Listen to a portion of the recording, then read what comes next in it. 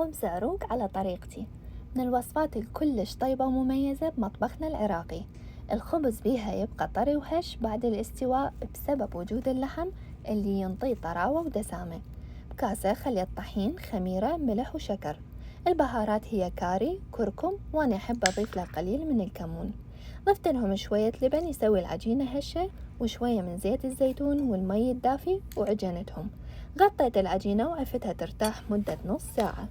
كاسة لخ خليت لحم غنم، بصل وكرفس، وضفت لهم شوية كاري، ملح وفلفل أسود وعجنتهم. العجينة ورا ما اختمرت طلعت الهواء منها ودرت اللحم عليها وعجنتهم سوا، وبعدين تركتهم يرتاحون مدة نص ساعة إضافية. على ورق زبدة فتحت العجينة بإيدي وقسمتها إلى 8 أقسام، كورتهم وسويتهم 8 شنق. ورق زبدة شوية دهنته بزيت وفتحت الشنقة عليه هم بإيدي. دخلت الفرن وشويته مدة نص ساعة على درجة حرارة 350 فهرنهايت، و3 دقائق إضافية فتحت بيها الشواية الفوق. وبس بالعافية.